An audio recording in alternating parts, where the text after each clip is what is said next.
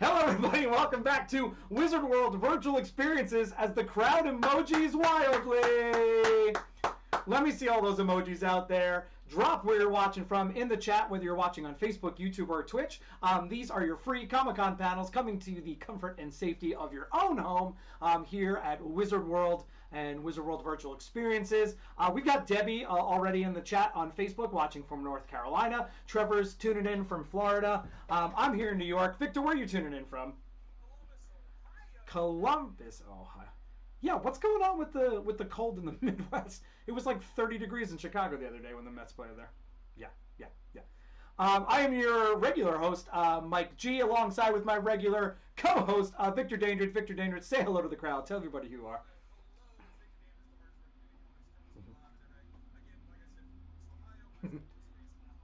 Oh,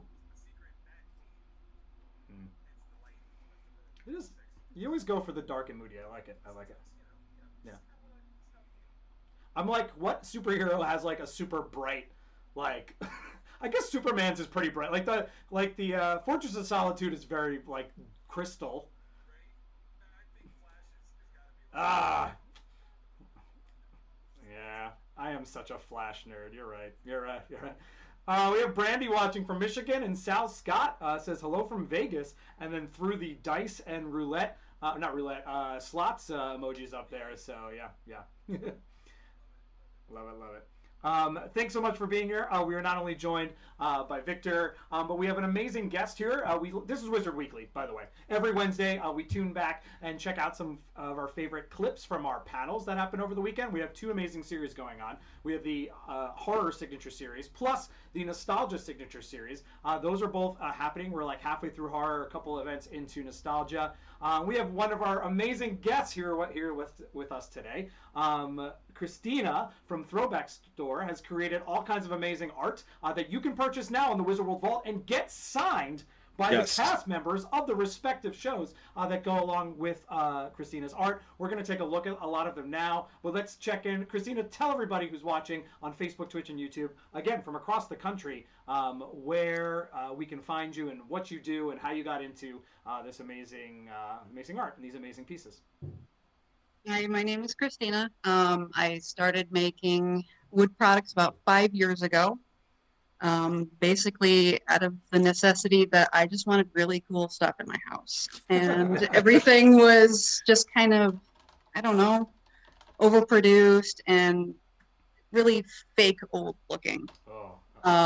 So, I mean, it's kind of developed over the past few years to even be better than when I first started, because my technique is always kind of improving and developing, but it just works really good with horror stuff and old vintage looking stuff with my technique, because it's not a completely perfect transfer, but it comes out with really darkened colors on wood just because of the natural grain of the wood, and it's a little imperfect in certain areas, which I kind of actually enhance a little bit more when I do my vintage techniques after the transfer, and it just gives it this really old, good vintage feel, not like that fake vintage feel. Like it actually looks like, you know, the Captain Spaulding sign that you would find in an old garage when you're traveling the back roads in the desert.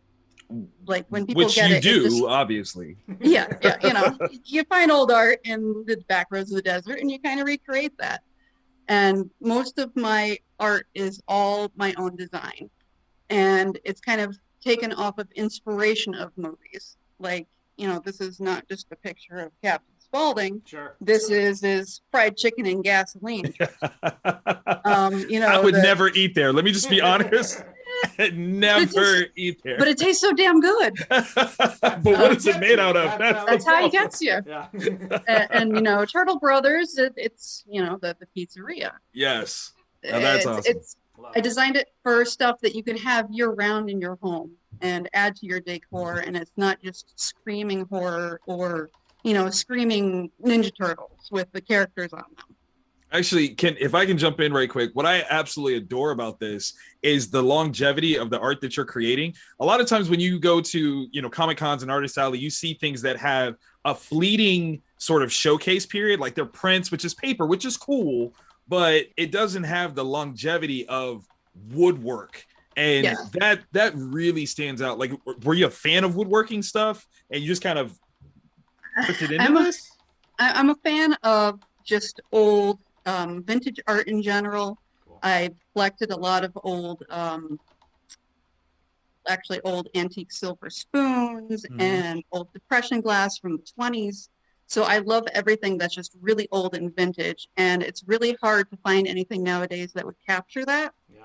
So that's why I really started getting into the woodworking, because it just naturally looks older. Of course.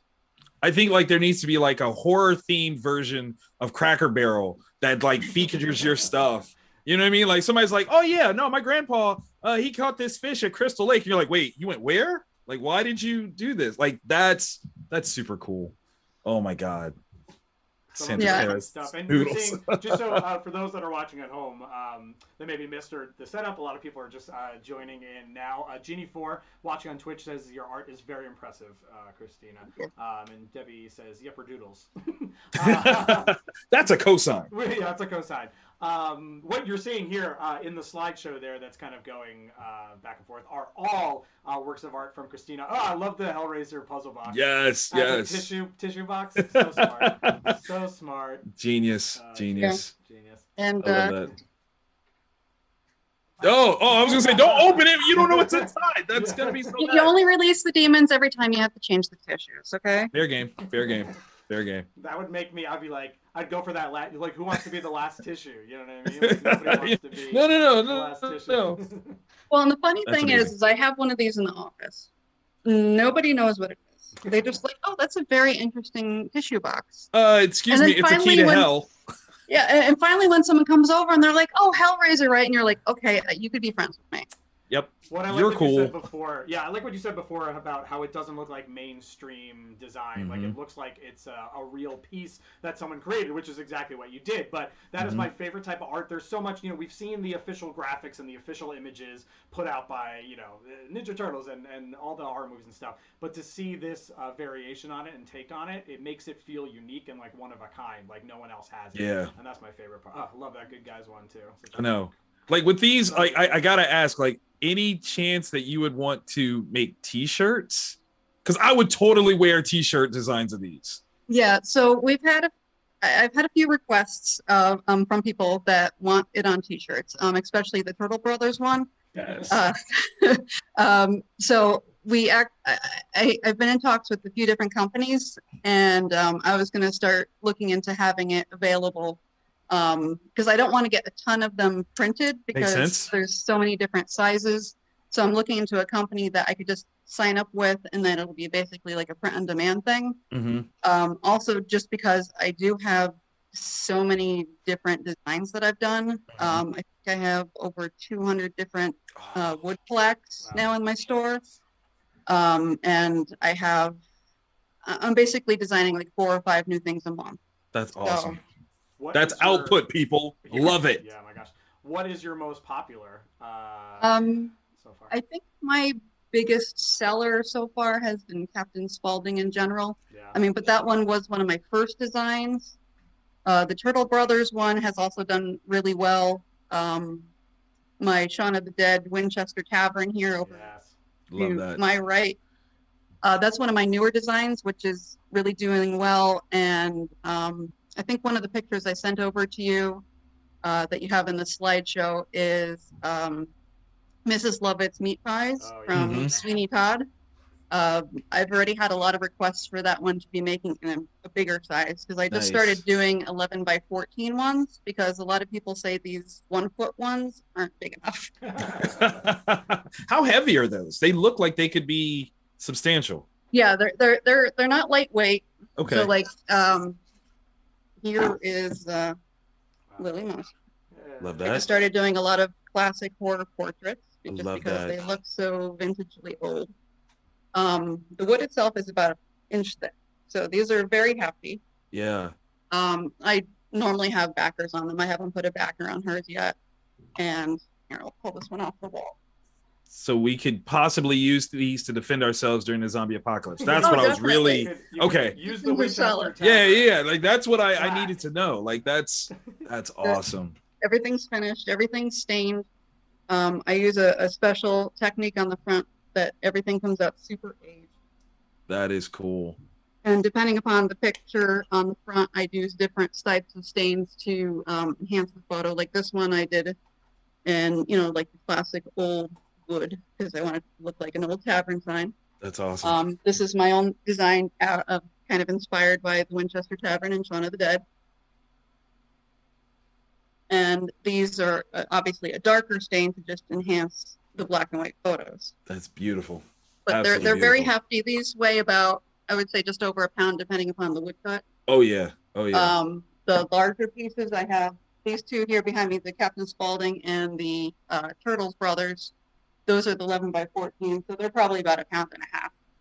Yeah, they're hefty. That just makes it authentic, no plastic, yes. No plastic. Right. That's amazing.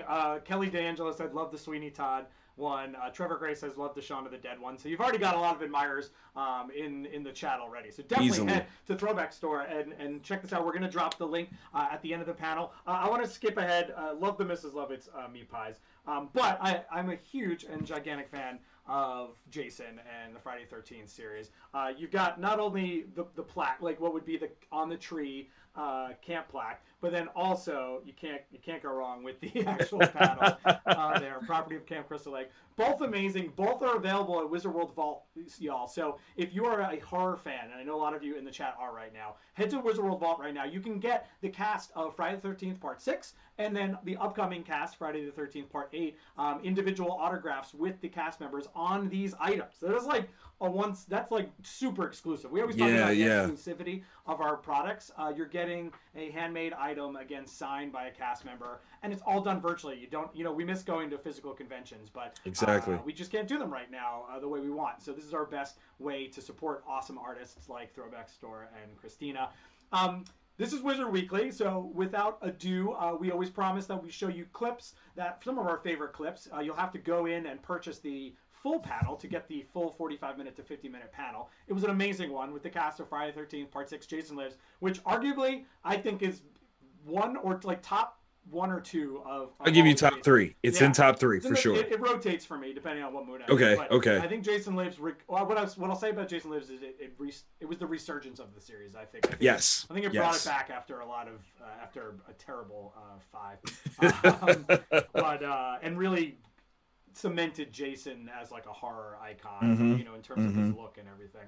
Absolutely. Anyway, here's a clip of the cast themselves talking about their favorite moments from the movie, from Jason Lives, and also their favorite kills, which is always a topic of conversation when it comes to slasher movies. So here we go, everybody. It's about a 5-minute clip. We'll be back when it's done. Check it out. Favorite kill. Aside from our own, right? You can pick your own. You can go for your own. Why not? I'll go first because I didn't die. My favorite scene. I didn't die either. Well, but he's older than you. He's older. Wait a second. My favorite scene in the movie was when Jason popped out of the top of the overturned. What do you call it? RV. Yeah. I just love that image of him standing against, popping out and standing up there in that almost smoky night. It's just so iconic. Yeah. I love the opening sequence, not just because just before the credits even start to roll. Yeah. Just amazing. And it just sets everything up, and the lightning and the rain and Jason, the maggot head and all that stuff. And my favorite death probably in the whole series is in our movie where Jason bends the sheriff over backwards. And I saw that in dailies and without any sound effects, and it was gruesome just watching it in dailies. It was amazing. So then they added the sound effects where it's snapping his back, and that was just. I was going to say that's my favorite death too, and then my own is a close second because I like it because there's a lot of fake outs where the audience thinks something is going to happen, like you think he's behind the door and then you think something else is going to happen. So there's all the little fake outs, which make it fun to see with a live audience. But I think the sheriff's death was the goriest or gruesomest. Yeah, I like Carrie, your death. And he deserved my favorite because I love all the blood. I love stage blood. I don't know. Yeah, I love it on stage. I love it in film. So the copious amounts of blood I loved, and I also love the opening scene. I agree, Tom. That really set. Well, and it also makes it it ties us to classic cinema because it's Frankenstein, right? Yeah, exactly. And there's so many, and it ties us to the whole series, to horror cinema in general. It's great. And as dark as it is, it's so much fun. It hits the ground absolutely running at 110 miles per hour. Right. And it just, everything, the Bond opening, it's just, this movie's a great time from beginning to end. Yes. I love the Bond thing. Yeah. I love that. That is. And people may not know this, but Cynthia, your death, the studios said, I think that Tom didn't have a high enough body count. And so he added 3 deaths, one of which was yours. Exactly. Should I talk about that now, or should we hold that? Yeah, please. Okay. So yes, everyone else shot in Georgia, in Covington, Georgia, went on location, and Vinny and I were together. For the fans that don't know, Vinny and I are married. We're in the same house in different rooms right now. Okay. Of course, Vinny's floating in space. Never mind. I'm in space, which he does often. Okay. And we were, so we knew Tom, as Vinny had said, and Vinny left, and I was very sad that I wasn't in the movie. And then when the studio told Tom that he needed another kill, like apparently Paramount told them there's a formula every 18 minutes, there should be a kill. And 18 kills every 5 minutes equals 90 minutes. Okay, there it is, Vinny. Thank you. So he needed some more. So he created this other scene that we shot much later in Griffith Park. And what I really loved about the scene, it wasn't as random as it could have been. I mean, it was semi-random already that I was there, but he brought the caretaker back for that scene. So that really ties it to the whole movie rather than just being some separate thing that could be totally cut. So so I was killed there, and Stephen and the funeral, the cemetery guy. I had just come to Georgia when you guys were in the cemetery shooting some of that stuff. And I remember watching them shoot a couple of different versions of, the heart death, and being told by some of the crew guys that Tom was shooting like 2 or 3 different versions of each death, like gory, very gory, extremely gory, because the studio did not want to get a rating that would preclude teenagers from seeing it. Right. But they wanted it to be gory enough to be interesting. And so for some of the deaths, he was shooting, some different levels of gore. Yeah. I think Tom he was brilliant. And in the making of the film, I think he was even more brilliant. You know what I mean? He really knew what he was doing, and he had a clear image in his head of what he wanted this to be from the beginning. So, I mean, I really respected him and liked him because I had worked with him before, and this was really good. It was great. Well, if you think about what he had to create, and there's a formula. There's a death every so often. So within that, he had to hit those marks, and then he had to get there's a love story, and there's the sheriff, and I mean, a small town, and he actually created a little bit of a romance within the story, and friendships within the story. Mm-hmm. So I think all of those little things, and the fact that he's a huge horror fan. Mm-hmm. From going way back, and was able to get all of that stuff in as well. This is why people really because of all the relationships that. Gotta be a good horror fan. It helps if you're a big horror fan. When you're a horror director, I love the story. First of all, Jeannie 4 is watching on Twitch. Said they were there live for the panel this past weekend. Said it was such a fun panel. So that's awesome. Definitely go and check it out. It's on the Wizard World Vault. You can watch it on replay and watch the entire thing. But there's a little sample. I love that the studio came back and was like, "You don't have enough." We need more kills, man. We don't have enough kills in this movie. It's a Jason movie. I don't know if you've seen the. What are you doing? Is this Diet Jason? No, this is absolutely Friday the 13th. We need more kills. Okay. Body counts are very important. Body counts. It is so important. So important. Absolutely. I love it. What are your thoughts on Jason Lives, Victor? So Jason Lives is one of the first ones that I remember seeing, because I obviously didn't see them in order, because literally the series started before I was born. So Jason Lives is the first one I remember seeing at my grandmother's house, like in the basement while like she's upstairs sleeping, and I'm supposed to be watching something wholesome. No, literally that Frankenstein, and that's such a great reference. The Frankenstein opening where they dig him out, the lightning strike and all that stuff blew my mind. I fell in love with it, like, for sure. But it's not my favorite Jason. Like, I love that one, but it's top 3, but it's not my favorite. It's not my favorite. What's your favorite, Victor? That would be 9, Jason Goes to Hell. That's the one, because it establishes that Crystal Lake is in Ohio, which I absolutely adore. And literally the death that I love the most in that one, it's a tie, right? So obviously the doctor, when he like brings back Jason by eating the heart and then he chokes on it, I mean, great. You deserve that, sir. You ate Jason's heart. But then at the diner, there's the lady that works at the diner, and he like elbows her in the face, and there's just something absolutely hilarious about the way her face looks after he elbows her, and she's just kind of like just dies, and it's amazing. Yeah, I love it. It's awesome.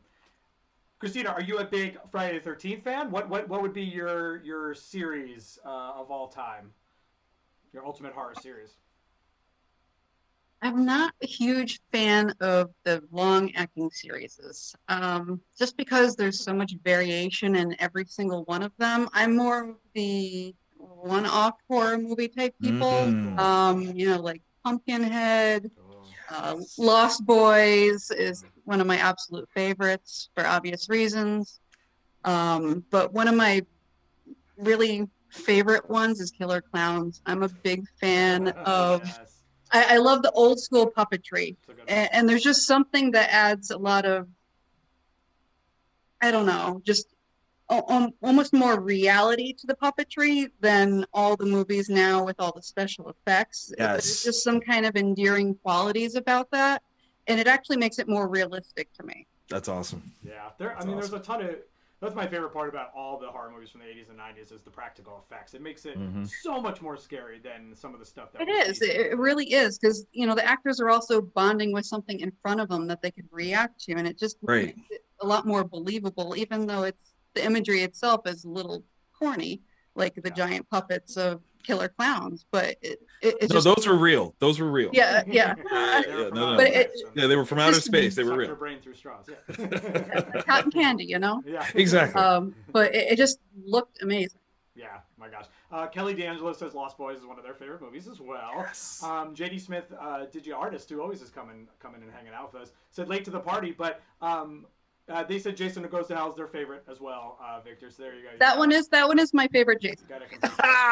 Yes. And although I would have to say my favorite death is the tent scene. I'm sorry. Yeah, I gotta just say that one just because of the goriness. It's a classic. It's a classic. Yeah, the split in half. I love any like Jason power move.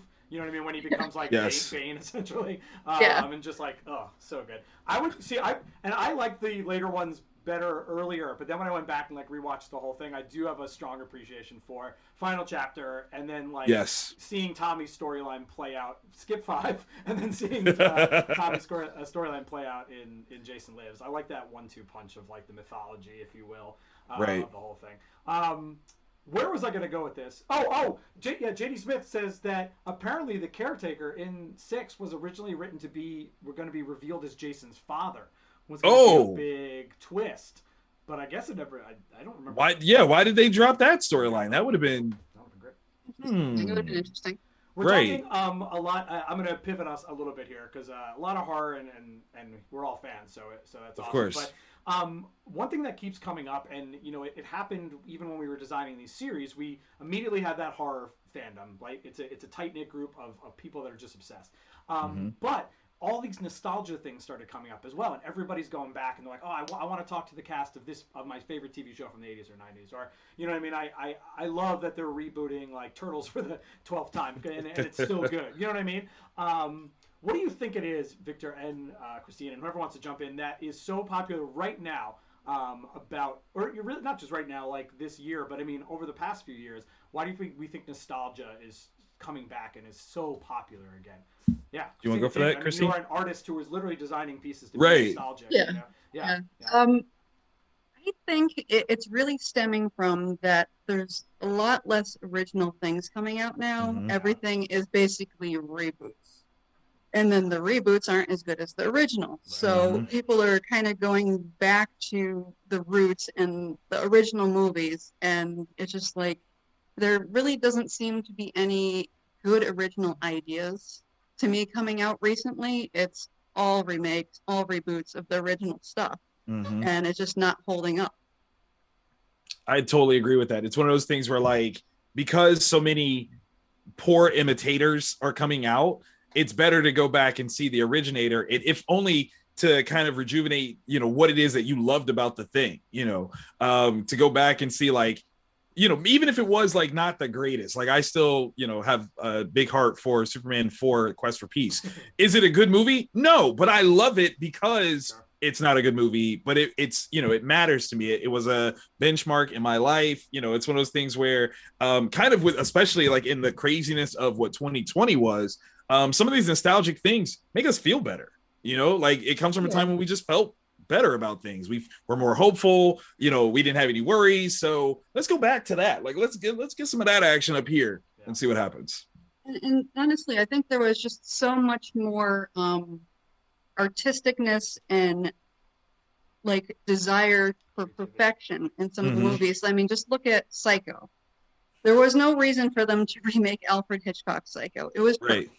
It took him 7 days to just do that one shot in the shower scene because he wanted it perfect. And there was just his vision in his mind.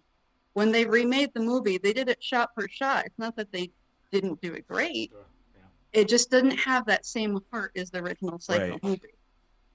Right. And I just think that's like everybody's looking for that little bit of extra something that the old movies that they just have extra heart. Yep. I think there's a lot of pressure these days to make money over being creative, or not necessarily to make money, but to have a guaranteed success, right? Automatically, there's no room for cult. I don't know what's going to become a cult film. Like I just didn't think there's room for that anymore because there's not that allowance, and no one's like funding like people that are like, I have this cool idea, but I want those low budget movies, you know what I mean? Like that were more based on the passion of the creators than the production, you know, or you know, being a bankable character. And that's not a knock. I mean, there's a ton of great superhero stuff coming out, and we're in a superhero renaissance, and I always kind of put them in a separate category. But just in terms of like the other creative movies that are coming out, there's just a lot more emphasis on guarantees, you know, and like giving a property that's going to guarantee to make money in 2 years when the date gets booked. And I think that's what's sad, and I think that's why nothing creative is coming out, and so people are going back to the early, you know, like what they knew and what they loved. And I think streaming services have a lot to do with that too. Yes, they do. Because they all were like, what content can we grab onto that people are obsessed with? So it's like Disney grabs The Simpsons, and then like you know, HBO Max grabs all the DC products, right? You know? And again, the number one thing, and I know our mutual friend Victor Seth would say probably the one thing that main reason he got Disney Plus was because no, X-Men, it is the one reason. Yeah. It is the one reason. Yeah, it's because X-Men the animated series is on there in full, in order, which I know also for you X-Men TAS fans out there, that matters. Very important. Is very important. And we were able to talk to the two creators this past weekend, or not two of the writers of the series and producers, Eric and Julia Lewald, legends, and folks that were handed characters that were created on paper by amazing writers and artists, but then brought them to life and just gave them this new life that we had never seen before. Christina, are you a fan of the old X-Men or the original animated series back in the 90s? I am a fan of X-Men in general. Not so much a bigger fan of the cartoon when I was younger. I was more of a Gargoyles type person. Hey! That counts. You say it yourself. So that is on Disney too. So that's the one thing that I've watched works. on Disney Plus. Gargoyles. That was a great deep cut because You know, right? if you're an X-Men fan, you saw the X-Men, you remember the X-Men. But Gargoyles was on it a very specific years, and then went away. You know what I mean? Like you couldn't really find it anymore. Oh, it's so good. Talk about like we're going to get into sort of the X-Men and their intense plot lines. My gosh, it's almost Shakespearean Gargoyles. Oh, it's absolutely Shakespearean. And think about the cast, right? Yeah. Keith David, Jonathan Frakes, like. Yeah. Yeah, that's a good one. Unfortunately, we didn't have that cast here this weekend, Christina. So we were going to not talk. But next time, no. But the whole thing's leading up to nostalgia. I would love to have that cast on. That's so right. Awesome. JD Smith said again. JD Smith always has great comments. I think the expectation has been set in most wide release movies. Will be that have to be cash cows. Whether it's a remake, a spinoff, or sequels, the cost of making movies is so expensive now. And he thinks that like Netflix will and other streaming services will eventually be the champion of indie features. So we know there's a lot of competition there though to produce like cash cows. Shout out to Reveal.com. yeah. Shout out to Reveal.com. They're awesome. If you REVEEL.movies.com, check them out. They are actually just a free streaming service for indie content, which is super great. But we're nerding out and talking a lot. Let's go to this clip from the panel. This is Eric and Julia. It's toward the end of the panel, so if you missed it, definitely go back and purchase it. It's $3.99. It's awesome. You get 45 to 50 minutes of these amazing creators just talking about their passion. But this is them towards the end just reflecting back on the fans because they've stayed super engaged with the fans, and I think that's what's huge in nostalgia too, is not taking for granted what you did a long time ago and reaching out to your fans and staying in touch. So here they are talking about that at the very end. It's a very touching moment with Eric and Julia. Check it out. Social media because they are positive no matter what the hell's going on in the world. Much for that I'm the one who kind of does the Twitter, and I try like Eric's mentioned, we are both fans of things in the world, and if we can carve out just a little space on what can be a kind of ugly platform and just be nice to each other and have fun, I'm so grateful that that's how it comes across to you, because that really is what I hope to do there. Because it can be just, I don't even want to look at my phone. Put it away. Guy in Lincoln, Nebraska, right? I watched X-Men today. That'll be retweeted by you. That's it. Works for me. That's all I needed. Yeah. Or I'll see, a cat licking a puppy, and I'll post that too, because hey, it's cute, Yeah, it's like the books. We did them to celebrate the show. Yes. Not to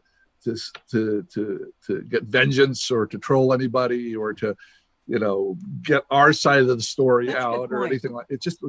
It was such a great thing for us and for just about every single person we talked to that worked on the show. So you'd understand it was my best job ever. And that's just repeated by everybody. The fact that this thing happened made it fun and easy to write the books, as opposed to, gee, I wonder what I'm going to say about, that bad week we had, whatever. We weren't in it for that. We were in it to celebrate the fact that it was a success and it touched people.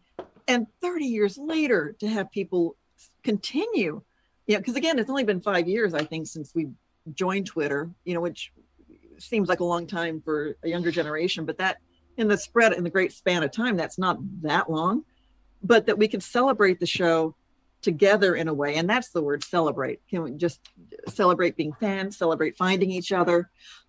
For folks who watch the X-Men verified. Get them verified on Twitter. Thank already. You. That's enough. Enough is enough. Thank you. If nothing else comes out of this, thank you. Thank you.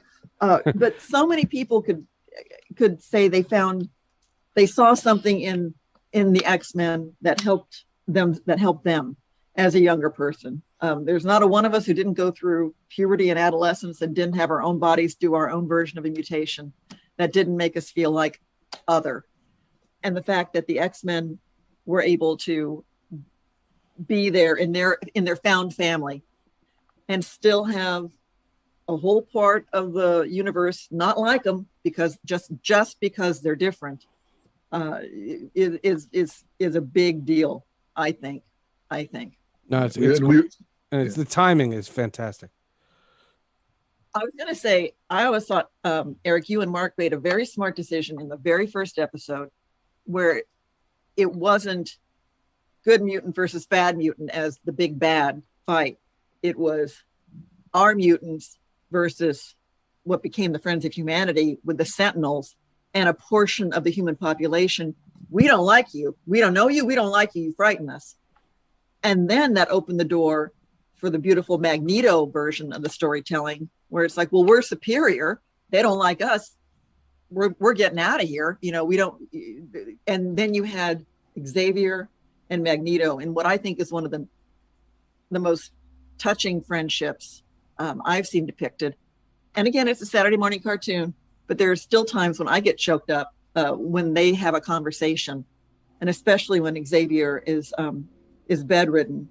And okay, it's going to happen to me now, but Magneto's there at the end, Xavier, at the very end, yeah. And Xavier says, "Surely you have better things to do than visit a sick friend." And Magneto says, "Nothing more important." And it's like, okay, look, we're both sorry.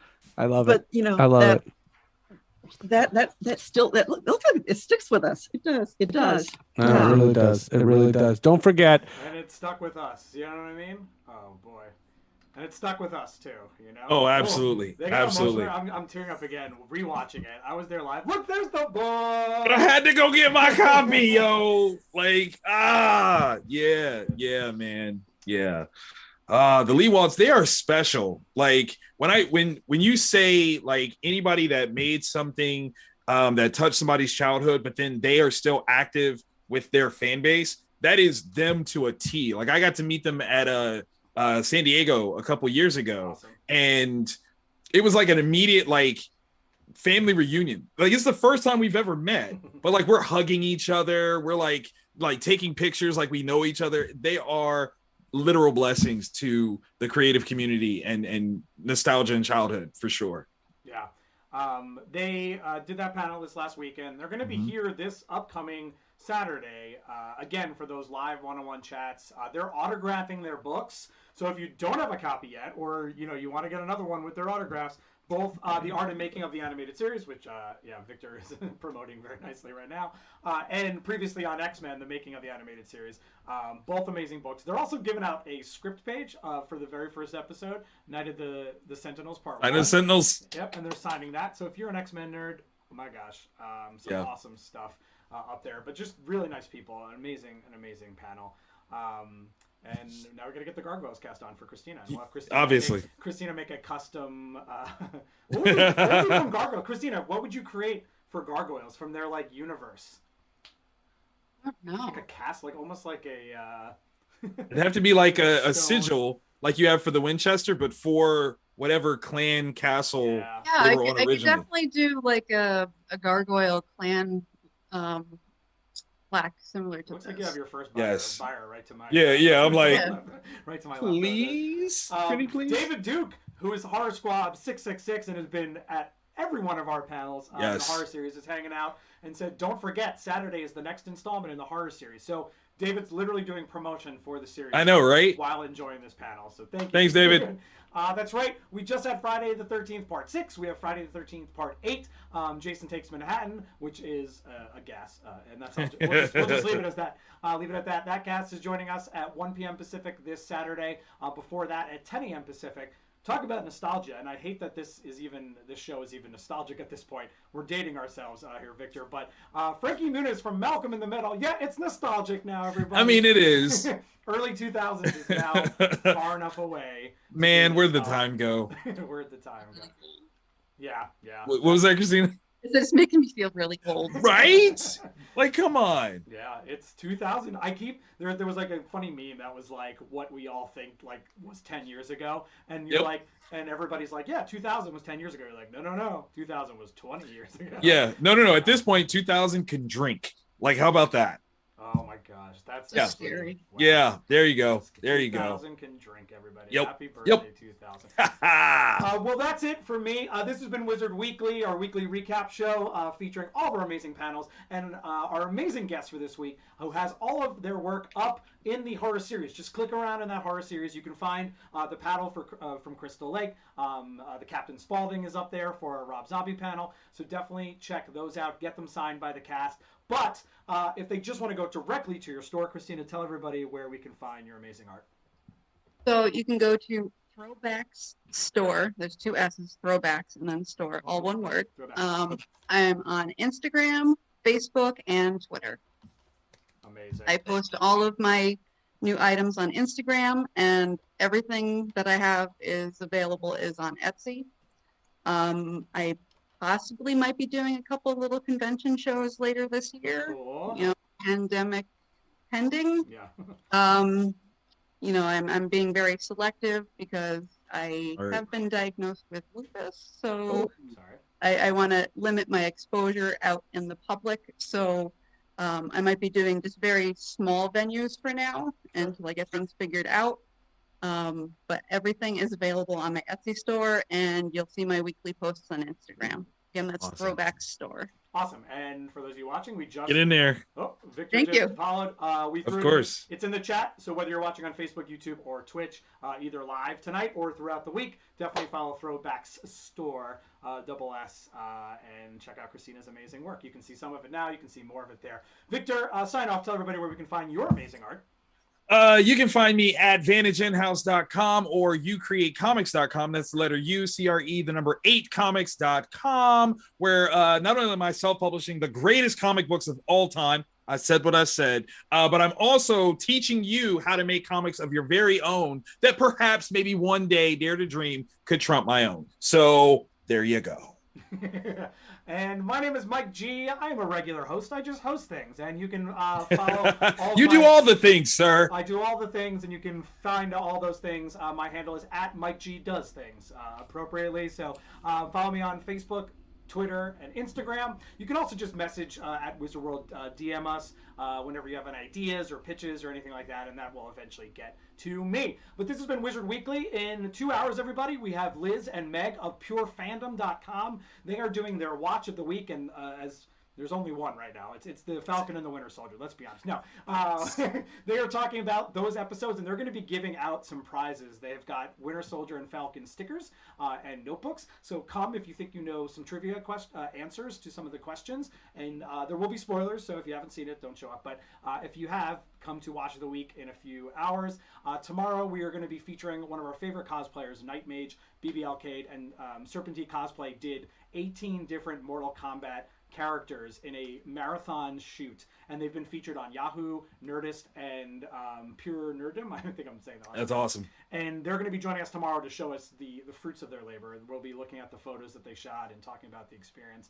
So that's tomorrow night, followed by Whiz Quiz, which is our weekly nerdy trivia show hosted by me. So those are all the fun, free stuff tonight and tomorrow, and then join us for the paid panels on Saturday. Woo! That's enough. That's right. Out of me. That's enough out of us. Wave goodbye, Christina. Wave goodbye, Victor. This has been Wizard Weekly. We'll see you next time.